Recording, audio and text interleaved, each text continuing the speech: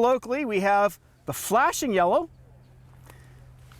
The next one, as you can see down the track, is solid yellow. And let's review. What does solid yellow mean?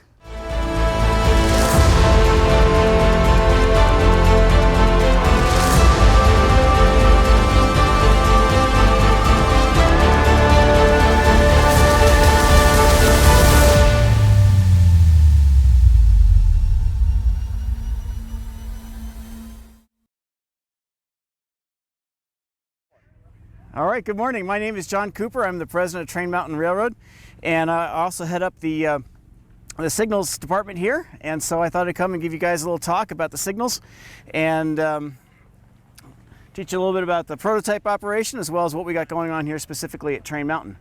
Let's start right here. Solid red signal means what? Stop. That's the stop. That's the absolute stop. It holds you. Do not go by it. If you get nothing else out of this presentation, if you see a solid red, you stop. Anything else is permissive. You can go, including the flashing red that we'll get to here in a minute. Okay, so where do you stop?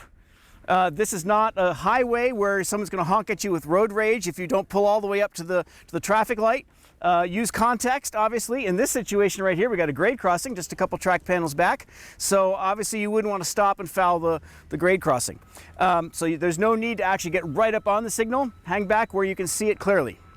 All right, the next indication we want to talk about is the flashing red indication. We have work train wanting to proceed, but is what we call restricting. This is the caution signal. Now, typically I'll tell people you need to remove the word caution from your vocabulary. A lot of people think the yellow signal is caution. That is not true. The prototype railroads don't use the word caution when they're talking about signals. But if you must use that word caution, this is it. So this is telling us that there is either train ahead, a switch is misaligned, there's something electrically wrong with the track. This is the on your own. The actual verbiage they use in the rule book says proceed, not exceeding 15 miles an hour, prepared to stop short of an obstruction, a broken rail, a misaligned switch, or another train. And you must be able to get stopped within half the distance to an obstruction, which means if it's rainy and foggy out and there's an obstruction and you can only see 10 feet, you must be prepared to stop your train within 5 feet, so half the distance. So that's a lot of complicated verbiage, but basically it means you're on your own. So that's the caution signal. Okay, now I've put a jumper across the track here to cause this flashing red. Let me take that away.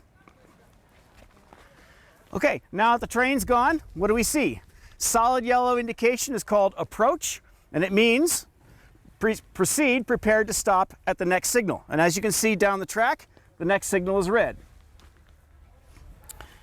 So it is not caution. In fact, the tower operator can't throw the switch in front of you. It is locked. So the tower operator can't alter the route in front of you, can't alter the route underneath you. Any other trains that are maybe going to come into your route, they're seeing a red signal. If there's a train that might come against you, they'd be seeing a red signal. So the route is safe, you own it, as far as the next signal, which is red. Okay, let's bring up the next signal now. And you can see here locally we have the flashing yellow. The next one, as you can see down the track, is solid yellow. And let's review. What does solid yellow mean? proceed to the next. Proceed expecting what at the next signal? Stop. Proceeding, expecting to stop at the next signal. Now, of course, we can't see it. It's down around the fence down there. But you don't need to see it. You know from the yellow signal that you're operating your train in such a way that you can stop. Now, why do we have a flashing yellow here? Well, on the prototype railroad, you got a big, long 6,000-foot train.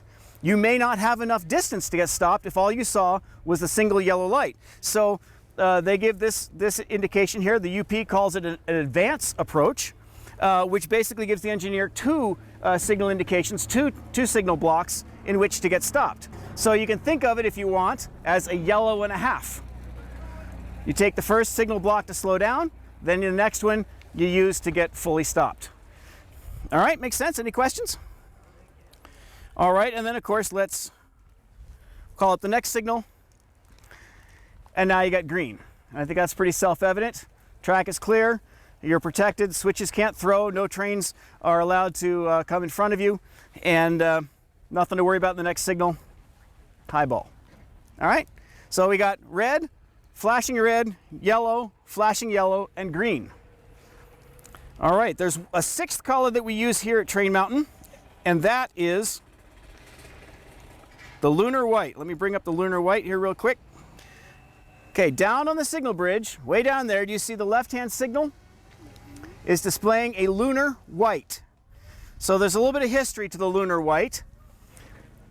About 50 years ago, you have to consider what was cheaper back then. Was it cheaper to install another lamp that was lunar white in color, or to install the circuitry that would flash the red bulb? And the answer is it was cheaper to install another lamp. Nowadays, with the advent of computers and all that, what's cheaper? Installing another lamp or making the red bulb flash? And clearly today, the answer is that flashing the red light is cheaper. So semantically, the lunar white and the flashing red are identical. It's a matter of historical perspective as to which you would see. An older installation would have the lunar white. A newer installation would flash the red bulb. So here at Train Mountain, because we're a museum and because we like to have a little bit of fun, we had the opportunity to install the lunar lamp. So we went with the lunar lamp in that particular situation. Here we don't have a lunar lamp, and so we can flash the red light like you saw earlier. All right, so flashing red and lunar white, although they're different colors, same semantic meaning. You're on your own. Expect misaligned switches, expect a train, broken rail, who knows what. Able to stop within half the distance to an obstruction. All right, make sense? Alrighty, now let's talk about why do we use the lower head here? We haven't talked about that yet. We have lunar white here at Central Station, and we have one lunar white indication over at Grand Junction, taking track 4 into Containerville, so we consider that entering the yard. We use the lunar white when we enter the yard. So those are the only 3 locations where you'll see lunar white. This left signal, the right signal, and Grand Junction. Is that true? Yes, that's true. It's the only place we have the lunar white. Yeah. But we like the flashing red because it's easy to make it flash. It's just a little bit of programming. Okay, so now if a train is going to cross over, can the train travel at full speed? Well, in our size, yes, they can travel at full speed. On the prototype railroad, can they go across the diverging route of a crossover at full speed? And the answer is no. You don't have super elevation within the switch, so you can't obviously take a curved route without super elevation. Can't do that at high speed. So the signal has to tell the engineer that he's going to be taking a diverging route and that he needs to be slowed down. And so for that, we use the lower head. All right, so let's look here at this signal. And you see that now the lower head is active instead of the upper head, which you saw before.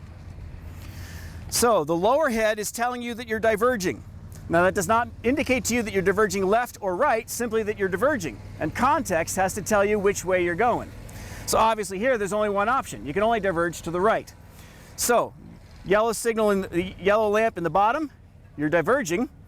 Yellow meaning what now? So what you learned about colors still applies. What does the yellow mean? Red, the next. Next signal's red, sure. And you can look down the track and you can see clearly on the right-hand side, the next signal is red. All right, so they call this the diverging approach because you're diverging and you're approaching a red signal. All right, so everything you know about the yellow signal still applies even though it's in the lower head. All right, let's call up the next signal.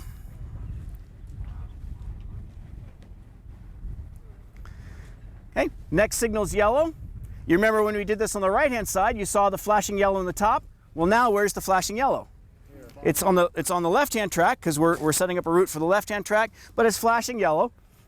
So that's your diverging advance approach. Okay, so it's still the same progression: flashing yellow, solid yellow. Then, of course, around the hedge there is the red signal. All right, bring up the next one, and now you can see we got greens all the way out, but not green on the top. We got green on the bottom because of the diverging route. All right, makes sense? So really what you've got is a matrix. You got the colors associated with the position on the mast. The position on the mast is telling you your route. The color is telling you what to expect on the next signal. All right, makes sense? Got it. All right, and it's as easy as that.